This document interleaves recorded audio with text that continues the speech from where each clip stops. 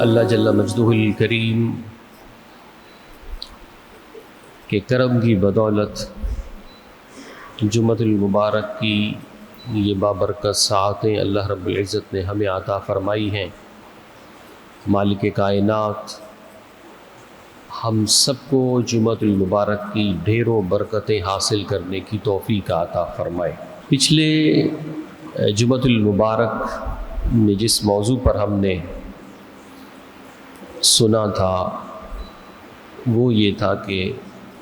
لالچ، حرص، طمع، کثرت طلبی، اس کے نقصانات کہ کس طرح سے جو لالچ ہے یہ انسان کی زندگی کو تباہ کر دیتی ہے۔ کثرت طلبی کس طرح سے انسان کی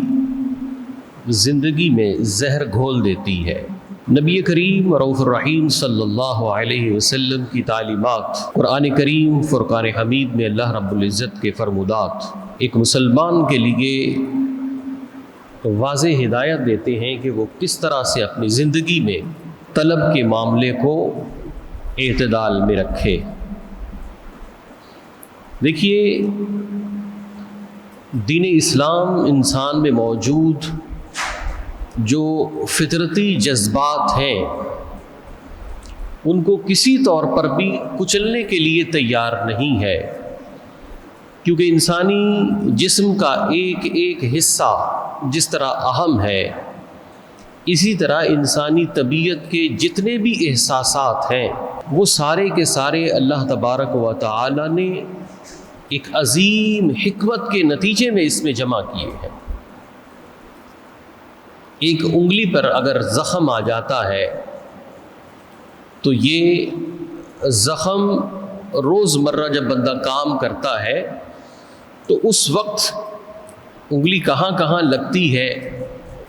یہ بندے کو احساس اس وقت ہوتا ہے جب اس پہ چوٹ لگتی ہے، ورنہ ایسے لگتا ہے کہ انگلی کے بغیر بھی کوئی مسئلہ نہیں ہے۔ ایک انگلی پر پٹی بن جائے، کسی چیز کو تھامنے میں، اٹھانے میں، لکھنے میں، پڑھنے میں بندہ بہت پریشان ہو جاتا ہے اور اسے ایک انگلی کی قیمت پتہ چلتی ہے۔ اسی طرح انسان میں جتنے احساسات ہیں وہ تمام کے تمام بھی اللہ تبارک و تعالی نے ایک خاص مقصد کے لیے رکھے ہیں۔ کئی مذاہب میں یہ ہے کہ ان احساسات کو کچلنے کی بات ہوتی ہے۔ مثال کے طور پہ غصہ ہے، اسلام ہمیں اس چیز کا پابند نہیں کرتا کہ غصے کو بالکل ختم کر دیا جائے، بلکہ ہمیں اسلام اینگر مینجمنٹ سکھاتا ہے کہ غصہ کہاں کیا جائے، کہاں نہ کیا جائے۔ اسی طرح انسانی جسم میں جنسی ہیجان ہے، اسلام اس چیز کی دعوت نہیں دیتا کہ بندہ اپنے اعضاء کو ناکارہ کر لے، خسی ہو جائے اور ان جذبات کو ختم کر دے، نہیں، اسلام نے اس کے لیے نکاح رکھا ہے۔ اسی طرح معاشرے میں، سوسائٹی میں زندہ رہنا ہے تو اس کے لیے بندے میں طلب کا معاملہ ہے، اس کی ڈیمانڈ ہے مال کی، کیونکہ اس نے یہاں رہنا ہے۔ صرف دعاؤں سے پیٹ نہیں بھر سکتے، صرف اچھے جذبات سے ہم اگلے کا پیٹ نہیں بھر سکتے، نہ اپنا بھر سکتے ہیں۔ اچھی تحریر لکھ کے، شاعری کر کے بندہ اپنا پیٹ تھوڑی بھر سکتا ہے، اس کے لیے اس کو پیسے چاہیے، اس کو مال کی طلب ہے۔ جیسے ہم دیکھتے ہیں عیسائیت میں رہبانیت ہے، ہندو مت میں بھی تپسیا ہے کہ وہ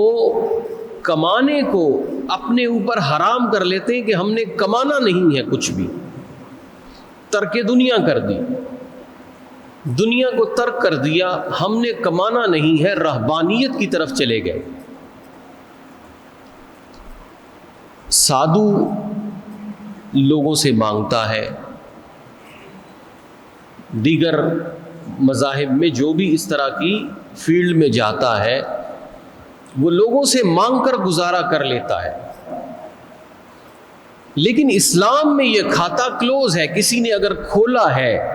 اپنے لیے، کیونکہ بہت سے لوگوں نے یہ کھاتا کھول رکھا ہے کہ اپنے لیے وہ لوگوں سے مانگتے ہیں دینی لبادہ اوڑھ کر، تو اسلام میں ایسا کوئی عہدہ نہیں ہے کہ اپنی ذات کے لیے کسی بھی کام کو کرنے سے بندہ ہاتھ اٹھا لے، ترک دنیا کر دے اور لوگوں سے مانگ کر گزارا کر لے۔ اللہ کے حبیب نے فرمایا ہے لا رہبانیت فی الاسلام، اسلام میں کوئی رہبانیت نہیں ہے، اسلام میں دنیا سے فرار نہیں ہے۔ مولا روم رحمۃ اللہ تعالی علیہ بڑی اچھی بات ارشاد فرماتے ہیں، آپ یہ فرماتے ہیں کہ جو لوگ دنیا سے فرار ہو کر